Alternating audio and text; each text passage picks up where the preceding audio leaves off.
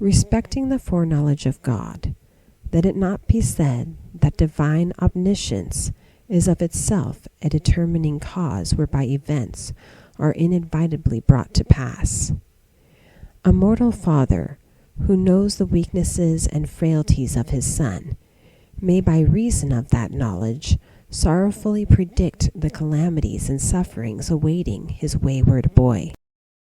He may foresee in that son's future a forfeiture of blessings that could have been won, loss of position, self-respect, reputation and honor, even the dark shadows of a felon's cell and the night of a drunkard's grave may appear in the saddening visions of that fond father's soul. Yet, convinced by experience of the impossibility of bringing about that son's reform, he foresees the dread developments of the future, and he finds but sorrow and anguish in his knowledge. Can it be said that the father's foreknowledge is a cause of the son's sinful life? The son, perchance, has reached his maturity. He is the master of his own destiny, a free agent unto himself. The father is powerless to control by force or to direct by arbitrary command, and while he would gladly make any effort or sacrifice to save his son from the fate impending, he fears for what seems to be an awful certainty.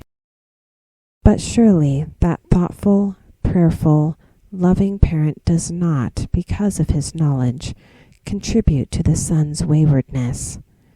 To reason otherwise would be to say that a neglectful father, who takes not the trouble to study the nature and character of his son, who shuts his eyes to sinful tendencies, and rests in careless indifference as to the probable future, will by his very heartlessness be benefiting his child, because his lack of forethought cannot operate as a contributory cause to dereliction.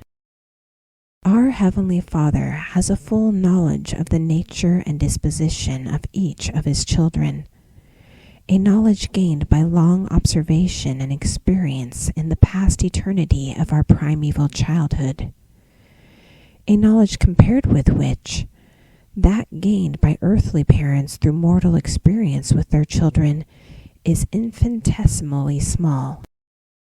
By reason of that surpassing knowledge, God reads the future of child and children, of men individually and of men collectively as communities and nations.